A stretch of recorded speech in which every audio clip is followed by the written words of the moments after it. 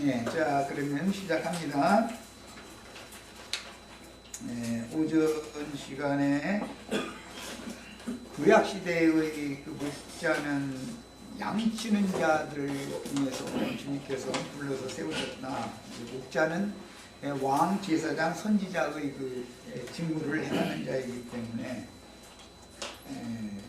신약에 와서 이제 그런 제도가 바뀌어진 것은 바다에서 물고기를 잡던 사람들을 불러서 쓰셨다. 여기까지 말씀을 드렸어요. 구약경륜이라고 하는 것은 짐승으로 제사를 하고 짐승 가죽을 벗겨서 성막을 덮는 데 사용을 했기 때문에 이것은 구약시대의 제사법이라는 건 모두 짐승에 방불한 인간들을 구속하는 것에 초점이 맞춰지기 때문에 상징인 것을 알 수 있죠.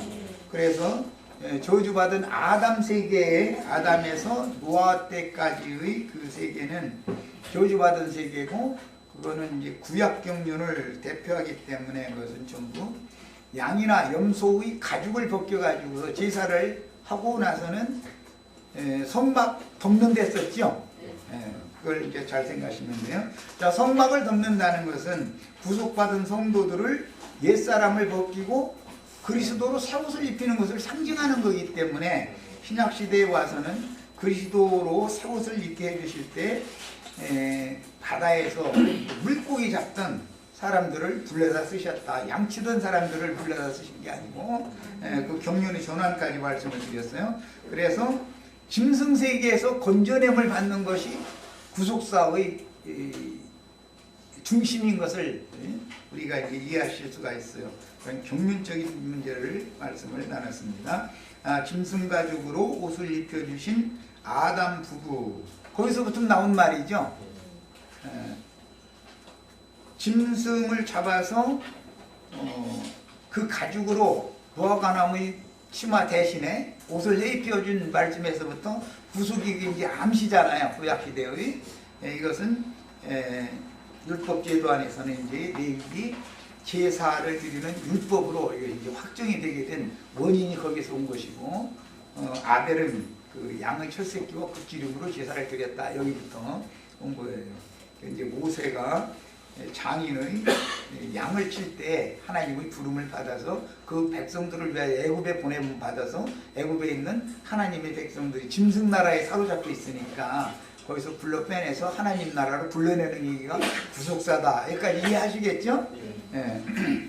자, 중요한 문제로 왔습니다. 이제 창세기에 보면은 아담에게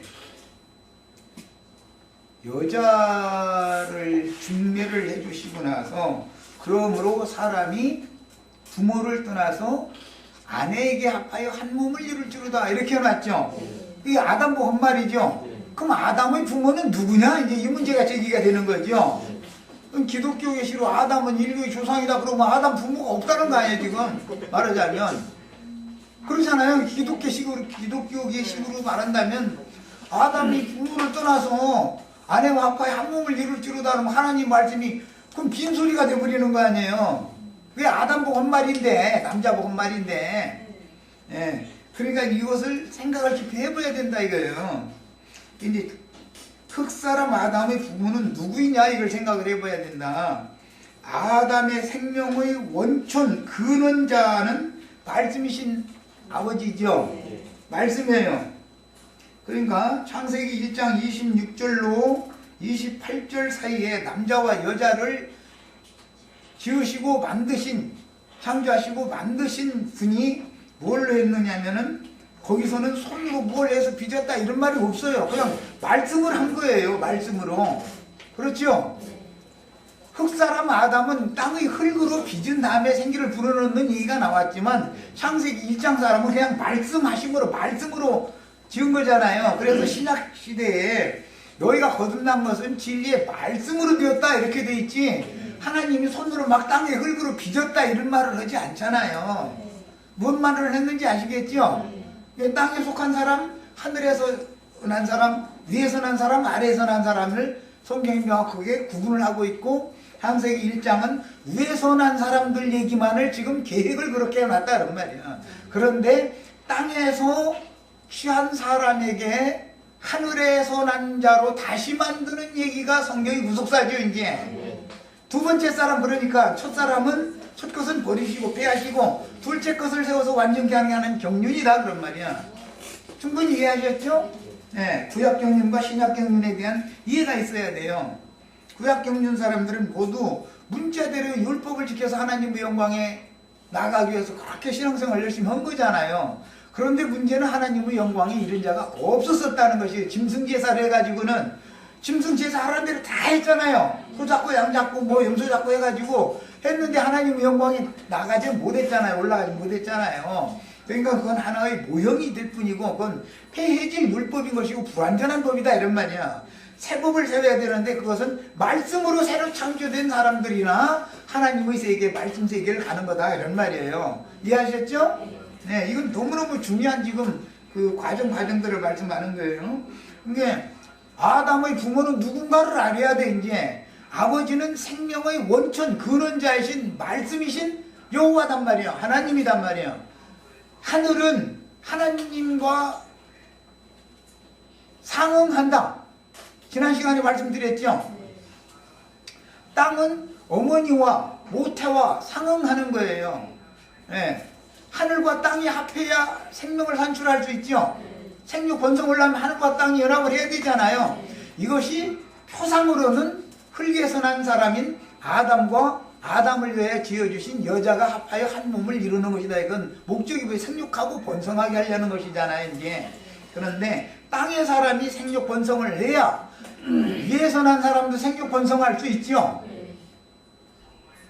형제 자매님들이 혼인해가지고 자식을 안 낳으면 전도할 대상이 없어질 거 아니에요. 그러면 위에서 난 사람이 어떻게 나오겠어. 이게 하나님의 비밀이다 이거예요. 자, 그래서 아담의 생명의 원천인 여호와는 말씀을 말하는 거예요. 성경에서 아버지, 여호와 이런 말이 나오면 모두 말씀을 말하는 거예요. 말씀은 스스로 계신 것이죠. 스스로 계신 분이죠. 그래서 여호와라고 그러는 거예요. 야훼라고 그랬어요. 그 다음에 그 하나님의 하늘의 생기와 아버지의 기운이 먼저 필요하죠. 생기를 불어넣었다 할 때 하나님의 생기가 먼저 필요하잖아요. 생기를 받으려면 태가 필요하잖아요. 이제 땅이 필요하죠. 하늘에서 씨를 뿌리려면 땅이 필요하잖아요. 허공에다 씨를 뿌려서 뭐가 생산되겠어요. 그래서 이제 땅의 기운, 땅도 스스로 열매를 맺을 수 있죠. 능력이 있죠. 하늘이 열매 맺는 건 아니죠. 하늘은 씨만 뿌리지. 그렇죠? 이런 개념에서 셈족들은 남편을 하늘이라고 그래요. 아내를 밭으로 비유하는 거예요. 이렇게 보는 거예요. 이게 히브리인들의 그 신앙관이다. 그 우주관이다 이거예요. 이게 우주관이다. 그러니까 하나님의 말씀이 하나님과 상응하고, 그 다음에 땅은 말씀 씨를 받으면 스스로 싹을 내고 길러내고 열매 맺게 하고 하는 땅의 기운이라는 것이 있죠. 예. 그런데 이제 경수가 끊어지면 땅의 기운이 다 든 거지 이제. 예. 그래서 1년 7년마다 한 번씩 쉬어서 지력을 강화시켜 가지고 또 내년 농사를 또 6년간 또 하고 이렇게 이 율법이 그렇게 나온 거예요. 자, 그러니까 하늘에 계신 예수 그리스도, 예수님 하면은 하나님이 예수님이 아니죠. 예수님은 사람이잖아요. 사람이신 예수 이렇게 돼 있잖아요. 신약 성경에. 하나님이라고 할 때는 예수라는 사람 속에 있는 말씀을 말하는 거단 말이에요.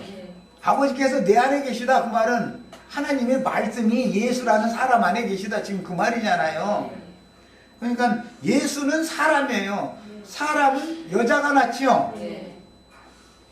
하나님의 아들은 하늘이 나야지 언제. 지난번에 우리 김영재님 그 얘기했죠. 성경에 여자가 난 자와 남자가 난 자는 다르다. 에? 남자가 난 건 위로부터 난 자고 여자가 난 건 땅에서 난 자잖아요. 개념 정리를 잘 하시란 말이에요. 자, 그러니까 인자 예수와 예수 그리스도는 개념이 다르죠. 그런데 예수 그리스도가 하늘 영광의 하나님 말씀의 그 영광에 함께 참여한 것은 인성까지도 신성에 참여한 것이 완전한 거다 그런 말이야. 그래서 우리도 인성을 입혀서 세상에 먼저 보내시고 그 다음에 말씀으로 위로부터 다시 나게 해가지고 인성까지도 신성의 영광에 참여하는 것이 우리 구원의 완성이다. 지금 그 말이에요. 예. 좀 어렵지만 이해를 해가면서 이런 개념을 알아야 구속사를 얘기하면 이해하기가 쉽죠. 하늘과 땅이라는 개념을 먼저 알아야 돼요. 하늘 하면은 모든 것의 원천이다. 하늘이 있어야 그 다음에 땅이 존재가 가치가 있는 거예요. 하늘이 땅을 이렇게 덮은 걸로 히브리인들은 보고 있기 때문에 땅은 하늘의 보호를 받지 않으면 존재할 수가 없어요. 그래서 이제 남편은 아내를 보호하는 보호자의 위치인 것이고, 그래서 과부라는 말은 보호자를 잃었다 그런 뜻이에요. 고아라는 말은 보호자를 잃었다 그런 뜻이에요. 그 개념이 그런 거예요. 셈족의 언어 관습이에요. 이것이 언어는 곧 문화거든요. 문화는 곧 이제 구속사와 연결이 되니까. 야, 예수님의 아버지와 유대인들의 아버지인 땅에 있는 자를 알아야 된다. 하늘에 계신 예수님의 아버지와 땅에 있는 아버지가 다르죠. 예수님이 그랬죠. 너희는 땅에 있는 자를 아비라 부르지 말아라 그랬죠. 그러면 흙에서 난 짐승인간을 아버지라고 부르면 안 된다 지금 그 말이잖아요. 유대교 지도자들을 아버지라고 부르면 안 된다 그 말이란 말이에요. 성경에 보면 왕이나 대제사장이나 선지자를 아버지라고 그래요. 왕과 대제사장 보고 아버지라고 부르는 경우는 많지만 선지자의 경우도 엘리사 보고 그 왕이 내 아버지요. 그 엘리사가 엘리야 보고도 내 아버지요 이렇게 부르죠. 스승 선지자 보고 이 셈족의 어느 관습이에요. 이게 왕 보고는 당연히 주여 아버지요 이렇게 부르는 거예요. 머리로 보기 때문에 그렇게 말을 하는 거예요. 그런 개념을 이해하셔야 돼요. 그래서 땅에 있는 자를 아버지라고 부르지 말라라는 말은 혈통적으로 내 아들이 나보고 아버지라고 부르지 말아라 그 말이 아니단 말이에요. 짐승인간 보고는 위로부터 거듭나지 않은 사람은 아버지라고 영원한 세계의 아버지가 아니다 그런 말이죠. 그래서 하늘에 계신 예수님의 아버지와 땅에 있는 유대교인들의 아버지는 아버지가 다르다. 그러니까 너희 아비는 마귀다 그랬죠. 땅에 있는 아비는 누구였냐면 사실은 뱀이잖아요. 창세기에 가서는. 그러니까 뱀이 여자를 통해서 자식을 낳는데 그게 가인의 후손들을 쭉 낳은 거잖아요. 저주받은 족속들. 구속받은 자의 아들은 모든 산자의 어머니인 하와를 통해서 아벨 대신해 주신 셋의 후계가 쭉 또 이어지죠. 구속받은 자들의 아버지 하나님으로 말미암아 구속받은 자들의 노선이 있고 저주받은 자들의 노선이 가인의 길과 셋의 길이 그 노선이 딱 갈라지잖아요. 이제 아버지가 다르다 이런 말이야. 알고 보면은 뱀이 아버지냐 여호와의 말씀이 아버지냐 뱀의 거짓말이 아버지냐 그 말이야. 아버지라는 건 씨를 말하는 게 모든 것이 근원을 말하는 거예요. 이것을 정확하게 알아야만 사생자들이 아니고 참아들이 되는 것이다. 신약에 보면 사생자와 참아들 얘기가 나오죠. 그냥 다 거듭났다고 그러죠. 예배당에 가면 다 우리 거듭났다고 그러지. 나는 거듭 안 났다는 사람 봤어요 안 봤어요? 그런 사람 없죠. 다 거듭났는데 혈통적인 부모로부터 나온 사람이 거듭났는데 뱀의 교리로 그 영이 거짓 교리로 거듭나서 마귀의 자식, 사탄의 자식, 거짓의 아비 너희 자식이냐 진리의 하나님, 진리 말씀의 하나님의 자녀냐를 가지고 이제는 지금부터 구속사가 나눠진다는 말이야. 혈통적인 우리 그 부모와 자식 그 관계는 표상일 뿐이고 혈통적인 그 부모 보고 어머니 보고 어머니라고 보고 아버지 보고 아버지라고 부르지 말라고 한다고 안 부르겠어요? 그 말이 아니잖아요. 거듭나는데 뱀의 말로 날 수도 있고 영이 진리의 말씀으로 거듭날 수도 있다 이런 말이에요. 그러니까 나는 거듭 안 났다고 하면서 말씀 추구하고 깨닫는다고 하는 건 거짓말하는 중이죠. 거듭 났는데 누구의 말로 거듭 났냐 이 말이요. 누구의 말로. 근데 이 말이 그렇게 기독교계에서는 거듭난다고 그러면 다 하나님의 아들이라고 하는 개념이 있기 때문에 이해가 안 되는 거예요. 사람들이 아무리 얘기를 해줘도 이해를 못해. 이게 얼마나 중요한 문제인지 몰라요. 마귀의 자녀들이 나오잖아요. 마귀의 자녀들은 아니 우리 아버지가 마귀요? 육신적인 내 아버지가 마귀라는 말이 그 말이 아니잖아. 교회라는 데 가서 말씀을 가르침 받았는데 뱀의 거짓말을 가르침 받아가지고 영이 거듭났으면 그 영으로 난 거 아니야. 말하자면 선악을 알게 하는 나무의 지식이 그 생명이 됐다 그 말이야. 그것은 마귀 자식이죠. 누가 육신이 몸이 그렇다는 게 아니잖아. 그가 거듭난 영혼이 그렇다 이 말이에요. 진리의 말씀으로 난 사람만 참 하나님이라는 말이 이제 그래서 나오는 거예요. 거짓말하는 거짓 하나님이 있으니까 이것을 딱 구분을 할 줄 모르면 이제 성경 읽으면 안 열리는 거예요. 이제 기독교계식으로 예배당에 다니면 다 거듭났다 이렇게만 하면 세상 사람은 거듭 안 났고 예배당에 나오면 거듭났다 이런 식으로 지금 기독교계가 가르치잖아요. 교리를. 그게 얼마나 함정이냐 이 말이야. 어마어마한 함정이거든. 아직도 신앙 회복을 아직도 헤매고 다니는지 못하시는 어떤 분이 난 이런 걸 보면 이런 말씀 때마다 참 굉장히 안타까운 게 있어요. 그 거듭나는 문제 때문에 저렇게 고심을 하는데 이런 말이 가르침 받은 적이 없기 때문에 내가 하는 말이 이해가 안 되는 거예요. 도대체 내가 하는 말이 아니지. 성경 이야기지. 우리는 진리의 말씀으로 거듭나야 하나님의 참 아들이 되는 거예요. 참 하나님의 아들이 되는 거예요. 그렇지 않으면 이건 전부 사생자들이단 말이에요. 다 거듭난 사람을 말하는 거예요. 믿는 사람을. 이해하셨죠? 세상 사람과 이스마엘이나 이삭이 다른 것은 세 종류를 가지고 나누는 거죠. 아브라함 자손이니까 다 거듭났다 할 거 아니에요. 이스마엘도 우리 아버지도 아브라함이다 그럴 거 아니에요. 그런데 사실은 종자가 다르다 이런 말이에요. 그게 아브라함 보고 아버지라고 하지요. 나 누구나. 그런데 너희는 사실은 육신적으로는 아브라함의 자식인 것이 맞은데 나도 그건 안다 그러잖아요. 그게 혈육의 관계를 성경이 지금 말하고자 하는 게 아니죠. 혈육의 몸을 입고 세상에 혈통적으로는 아브라함의 자손이지만 아브라함의 자손이 이스마엘의 계보가 있고 이삭의 계보가 있어서 딱 갈라진다 이 말이에요. 다 거듭난 거예요 이 사람들은. 말씀의 보냄을 받았죠. 아브라함이 말씀을 믿어서 의롭다함을 받았고 창세기 12장에 말씀으로 의롭다함을 받은 거 아니에요.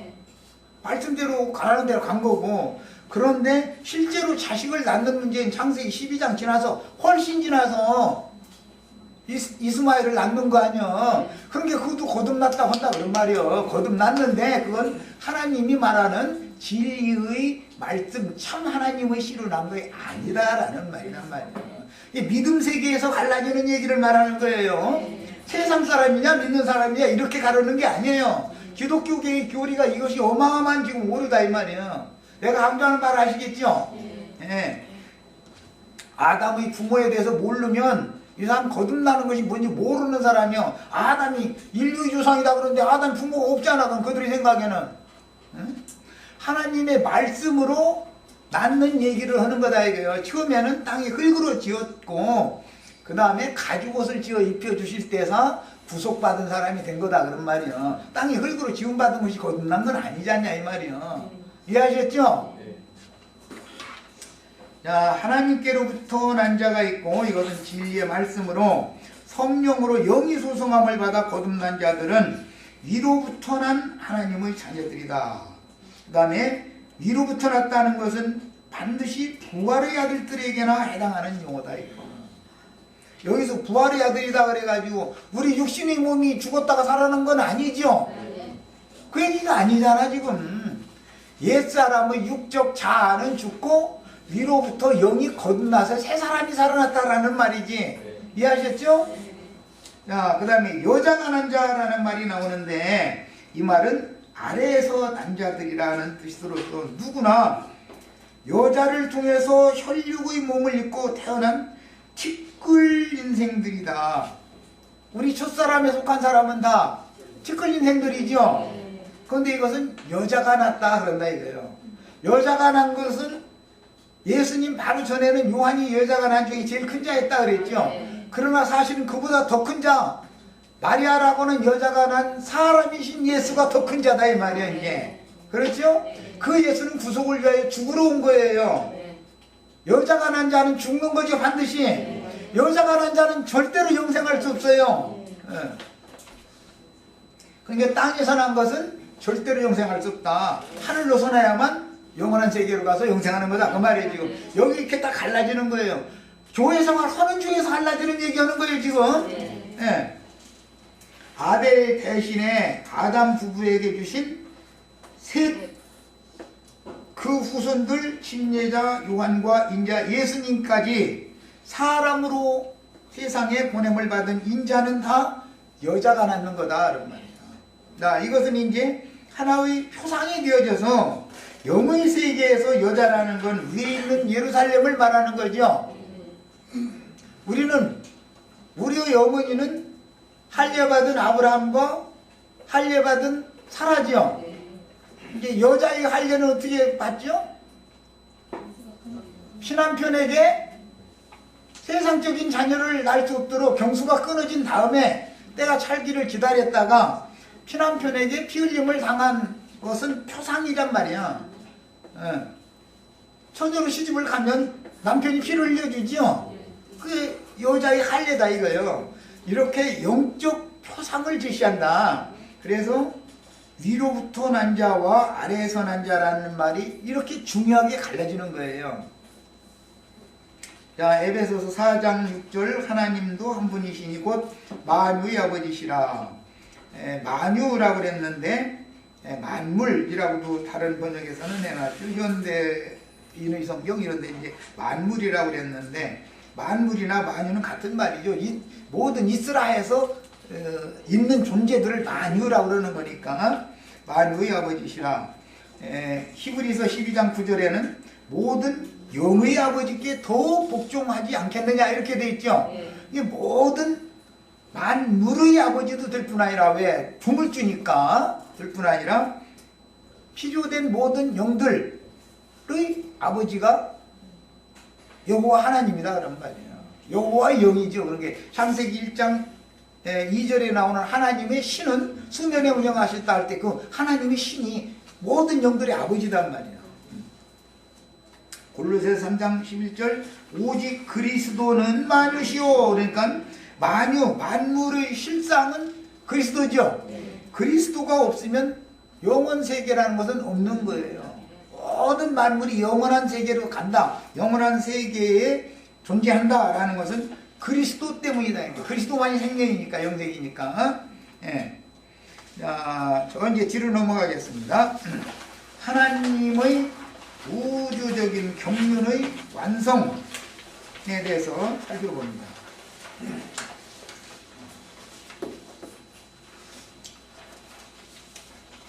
아무리 하나님의 세계에서 불순종의 영들과 동역하지 않고 빛의 사자들로서 하나님의 사역을 끝까지 충성되게 잘 수행하는 천사들보다 하나님의 뜻은 죄 있는 사람을 거쳐 땅의 흙에서 취한 사람을 거쳐서 많은 고난으로 말미암아 순종을 배워가지고 온전케 된 의인의 영들을 통해서 오는 영원한 세계를 그들에게 상속하는 것이 하나님 뜻이다 이거예요. 지나간 영원 세계에서는 그냥 지음받은 천사들이 모든 권세를 받았죠. 언제까지? 천년이 차기까지는 천사들이 훨씬 더 인자들보다 능력이 많단 말이야. 그러나 이 육의 장막을 입힌 상태에서 많은 고난으로 말미암아 순종을 배워서 온전케 된 의인의 영들이 되면 그들이 오는 영원 세계를 영원토록 상속받는 것이 하는 것이 하나님의 경륜이다 그 말이에요. 자, 그러니까 물질 세계의 지배자는 천사들이죠. 지금 현재 그렇잖아요.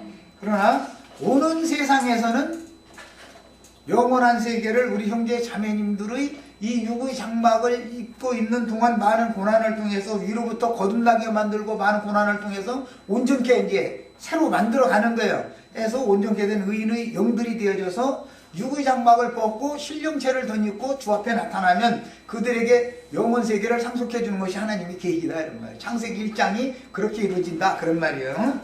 예. 자, 창세기 대표적으로 이제 9절 인용했어요. 9장 12절. 하나님이 가라사대 내가 나와 너희와 및 너희와 함께하는 모든 생물 사이에 영세까지 세우는 언약의 증거는 이것이다. 이 언약의 증거가 뭐죠? 무지개죠, 무지개. 무지개 언약이라는 말이에요. 무지개 언약. 이제 셈족들은 무지개라는 것은 하늘의 아름다운 모든 영광을 상징하는 거예요. 알록달록한 이제 이쁜 색으로 이렇게 표현이 돼서 나타나지만 그것은 하늘 영광을 상징하는 표현이에요. 자, 노아 이전 세대들과 노아의 세 자손들의 세대가 나누이고 노아 이전의 세대들은 아담 세계죠. 그리고 나서 노아의 세대에 이르러서 물로 심판이 집행됐죠. 그래서 살아남은 노아의 그 세 아들들의 세대가 다시 번성하는 거죠. 예.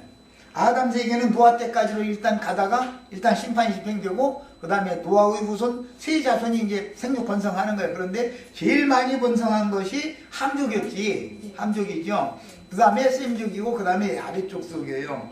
자, 이것은 창세기 11장까지 내용이에요. 훗날 아브라함의 자손들과 밧단 아람 자손들이 다시 나뉜다.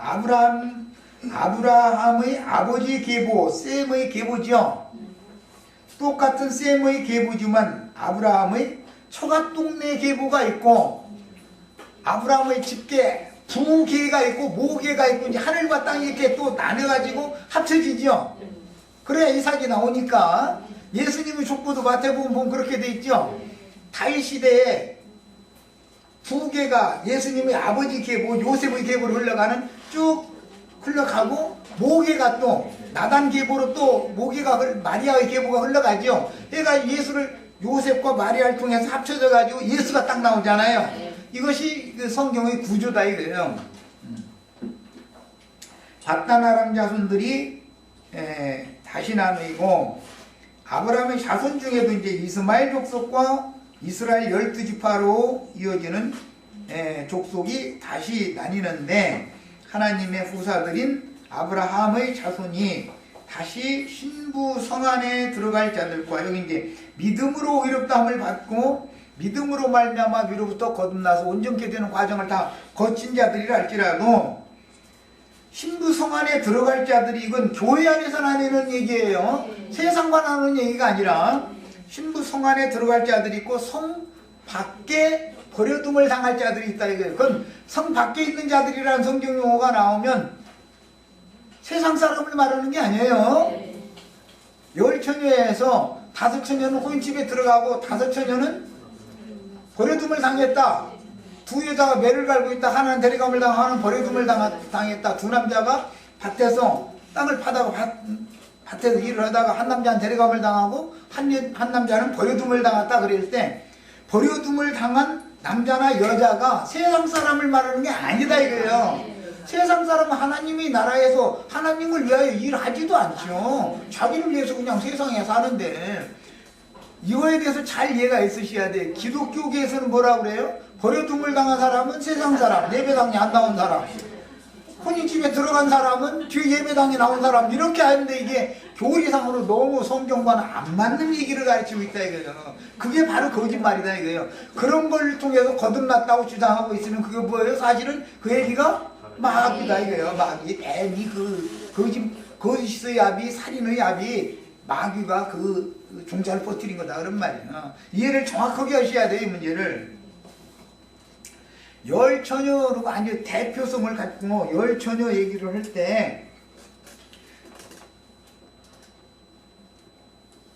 혼인잔치에 들어가지 못한 사람, 혼인집이라는 건 신부성이잖아요. 거룩한 성 세루살렘이죠. 거기에 들어가지 못한 사람들은 안 믿는 사람들이 아니다 이거예요. 불신자들은 등불 켜들고 신랑 오길 기다리지도 않아.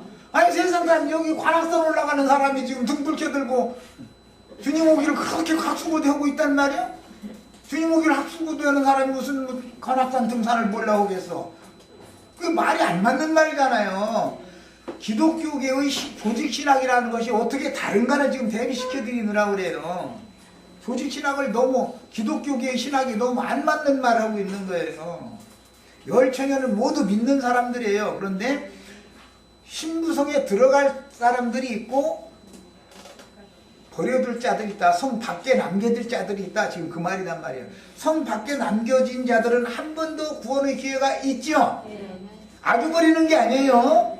성 밖에 버려둠을 당한 자들은 나도한 형제한테 오늘 가르침을 받아서는 되는 게 아니고 인마진 12지파에게 의해서 또 한 번 기회를 주시는데 그때도 또 배척하면 이제는 더 이상은 기회를 안 주시는 거예요. 없어요. 이게 성경 이야기다 그래요. 자, 이사야 45장 17절 봅니다. 이스라엘은 여호와께 구원을 이고 영원한 구원을 얻으리니 영세의 부끄러움을 당하거나 욕을 받지 아니하리로다. 여기 영세라는 건 앞으로 이후의 영세를 말하는 것이죠.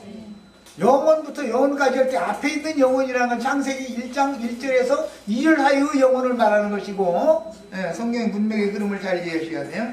자, 유다서 읽겠습니다. 1장 25절.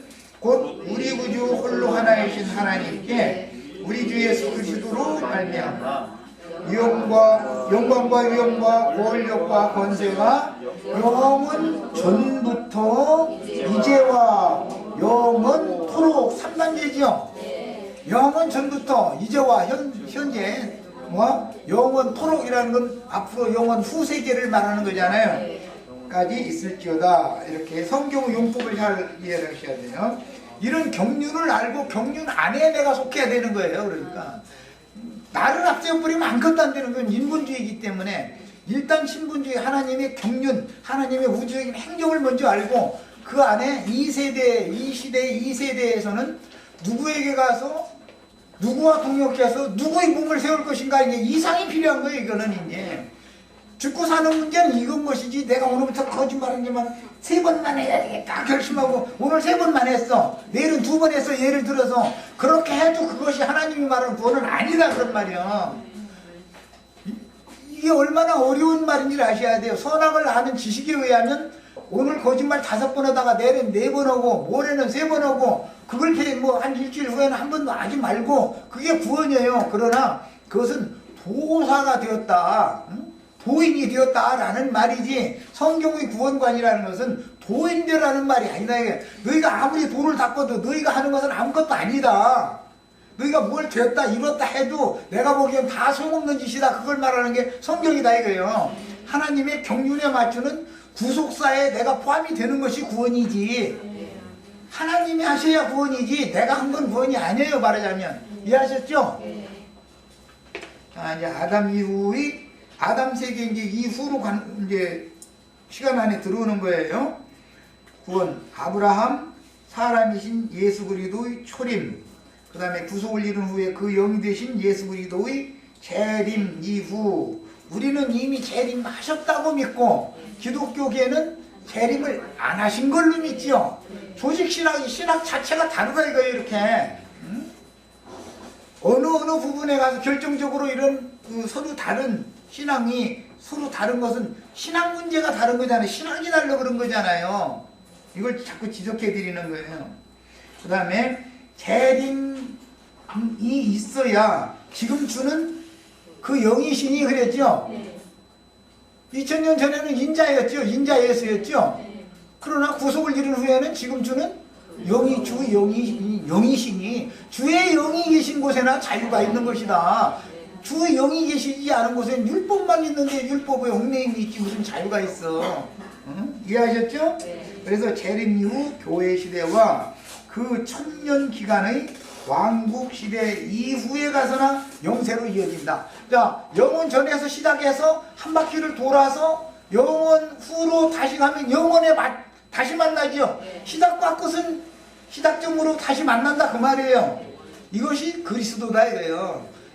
예수 그리스도 나 예수는 시작과 끝이요 처음과 나중이요 알파와 오메가다. 이것은 내가 시작이고 내가 모든 것을 끝이다. 그러니까 거기에 인간이 개입하면 사람이 거기에 개입하면 구원이 아니죠. 이제 시작부터 끝까지 전체가 다 예수님이어야 된다 그 말이에요. 이것이 믿기가 그렇게 어렵다는 거예요. 왜? 선악을 아는 지식이 그 사람의 생명을 조성하고 있기 때문에. 그래도 그렇지 꼭 이렇게 나오거든. 그래도 그렇지라는 건 이제 뭐 이건 다음에 기회 있을 때마다 말씀드리겠지만 아말렉이라고 그래. 아말렉. 사울이 왕인데 폐위당했죠. 다윗은 잘못으로 말하자면 사울이 많아요, 다윗이 많아요? 사울은 다윗께다 되면은 그대로 제일 많은 사람이죠. 그런데 사울은 폐위당하고 다윗이 하나님의 왕국의 머리가 된 사람이잖아요. 그래서 신약복음은 아브라함과 다윗의 아브라함 자손 다윗의 자손의 족보책이다 이렇게 시작이 되는 거잖아요. 야, 그러면 말하고자 하는 의도가 벌써 딱 이제 나눠졌죠. 선악을 아는 지식에 따라서 선하냐 의로우냐를 가지고 하나님이 글을 쓰시느냐 안 쓰시느냐를 결정하는 건 아니다 이거예요. 하나님은 오히려 다윗이 더 사랑스러우신 거예요. 사울보다도. 인간의 의가 하나님의 하시는 시작과 끝이신 예수 그리스도의 하시는 일에 인간이 개입되어 버리면은 그건 퇴짜다 그 말이에요. 내가 다 해야지. 네가 조금이라도 내 하는 일에 네가 못해놓으면 너는 그건 가짜다 그 말이에요. 이제 그래서 보석이라는 얘기를 하는 거예요. 보석. 정금이라고 얘기를 하고, 정금도 완전히 순금이라는 말이잖아요. 금의 성분만. 보석이라는 건 보석 속에 티끌이 들어있으면은 가치가 떨어져 버리죠.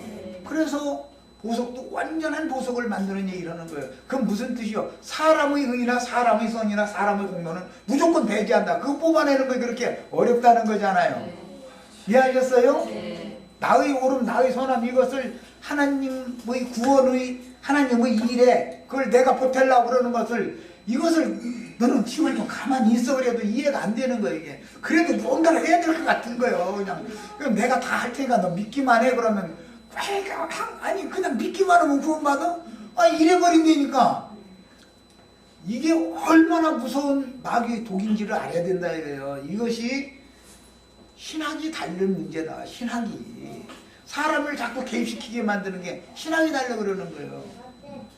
사람이 개입되면 티가 되는 거예요. 흠이 되고 그것을 완전한 보석에 들려면 그걸 뽑아내야 되는 것이거든. 인간의 것은 아무것도 개입되지 않아야 되는 거예요. 무조건 하고. 이 얘기를 계속하는 거예요. 그것만을 구원이라고 그래요. 성경이 말하는 구원이에요.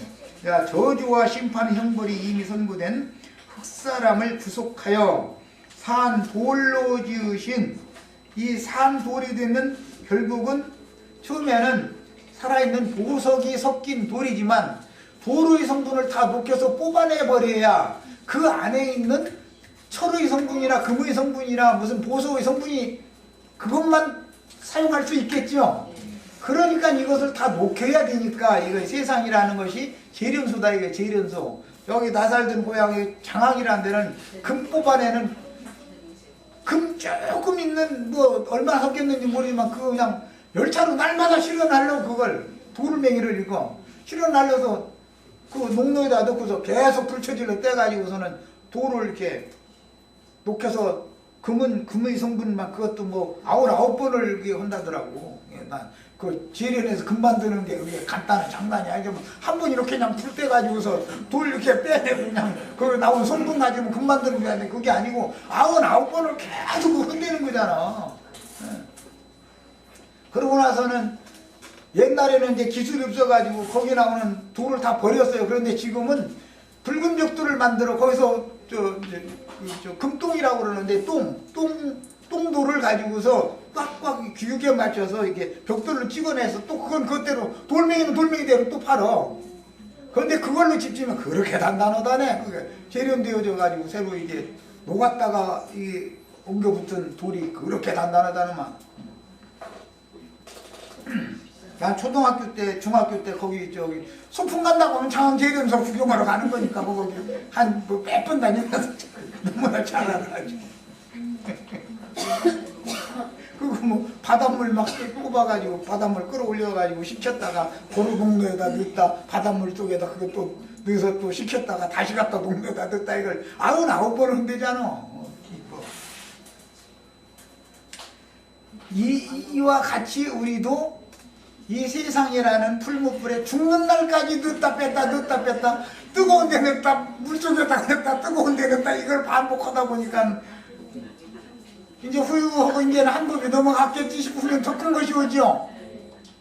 얘기하는 것이 전혀 내 인생에 그런 일이 나에게는 없겠지. 그 남 얘기지 그렇게 생각했는데 그 일이 나한테 오죠. 남 얘기가 아니요. 그 신문 날 일이라는 건 나한테도 올 수 있는 거예요. 그건 텔레비전 뉴스에 남만 그게 나오는 게 아니고 나도 나올 수 있어. 몰라 주님 은혜가 없으면. 그 주님이 지켜주셔야 돼. 산돌로 지으신 새 사람으로 재창조하여 다시는 저주와 죽음이 없는 새 세계를 상속해 주시려는 선하시고 기쁘신 뜻을 역사에 구체적으로 실현시키는 것이 성경의 구속 역사다. 구속사. 성경의 구속. 성경은 뭐든지 우리는 성경을 읽을 때 하나님의 구원사로 구속사로 읽는 거예요. 뭐 이스라엘의 역사나 뭐 이렇게 읽는 게 아니죠. 이스라엘의 역사를 말한 것 같아도 그 속에 하나님이 구속을 말하고자 하는 뜻이 있다라고 해석을 우리는 그렇게 하는 거죠. 내가 육체가 된 사람들을 버리고 떠난 여호와께서는 때가 차면 죄인들을 다시 찾아오시되 죄 있는 사람이라고 그랬는데 인자 예수가 죄 있는 육신의 모양으로 오셨죠. 예수님이 육체는 아니잖아요. 예수님은 죄 있는 육체는 아니죠. 죄와 상관없는 분이지. 그런데 혈육에 참여해서 죄 있는 육신의 모양으로 오셨단 말이야. 그래가지고 죄 있는 육신의 모양으로 오셨으니까 그분도 많은 고난을 당해봐야죠. 죄의 육체라고 하는 것은 혈육의 성분을 뽑아내려면 선악을 아는 지식을 뽑아내려면 연단이 필요하다. 연단이. 단련을 받아보지 않은 사람은 사람이 온전히 되지를 않아요. 그 이제 좀 안타까운 얘기지만 잘 먹고 잘 살던 사람들이 내 말 도저히 영 도대체 깨달아지지 않는다. 내가 어떻게 거듭나냐 그러면 목 잘려봐야 알아내 그래버려. 잘 다니던 직장 하루아침에 내일부터 손자나 보세요 이 소리 한번 들으면 지금까지 먹고 사는 것 때문에 편안하게 사는 것이 그게 얼마나 행복한 거인가 그때사 실감이 나는 거예요. 그때사. 그 전에는 몰라. 사람들이 자기가 직접 경험해 보야 알지.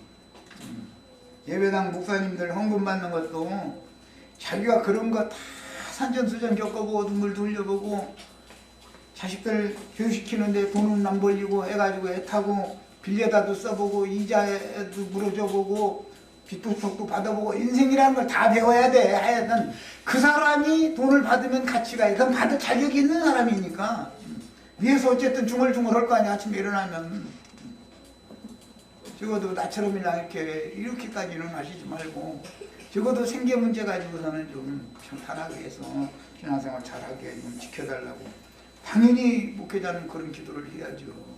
그런데 본인이 그런 걸 경험해보지 않은 사람은 어디 돈이 하늘에서 떨어져가지고 갖다 내는 줄 알고 있다니까. 그냥 막 드려라요. 그냥 받아서 그냥 지 맘대로 막 써도 되는 줄 알고 있어. 양심이 가책북되니까. 그건 왜 그러냐. 죄 있는 사람의 모양으로 자기 땅 자기 백성들에게 오셔서 죄와 사망의 법에서 해방받는 길을 가르쳐 주시는 건 뭐냐. 많은 고난으로 말미암아 순종을 배우는 것을 가르쳐 주는 거다. 사실은 우리가 연단받는 것은 하나님 앞에 순종하는 법을 배우느라고 그런 거죠. 과정을 딱 겪어보면 내 말이 이해가 되어지면 거듭난 사람이라면 말이야. 사람이 불순종이 어디에서 왔는가. 그것은 하나님의 말씀을 불순종하고 뱀의 말이 믿어졌다. 그걸 따라갔다. 그것이 불순종의 근거잖아요. 그럼 뭔가 마귀는 사람에게 불순종을 넣어주는구나. 거역을 넣어주는구나. 예수 그리스도는 오셔서 사람에게 순종하는 법을 자꾸 가르치는 거거든. 그래서 그렇게 체험적으로 살아계신 하나님을 만난 사람은 입을 딱 다물게 돼 있어. 다음 문제는 시간이 너무 이제 다 돼서 저기까지 하고 빨리 읽고 마치겠습니다.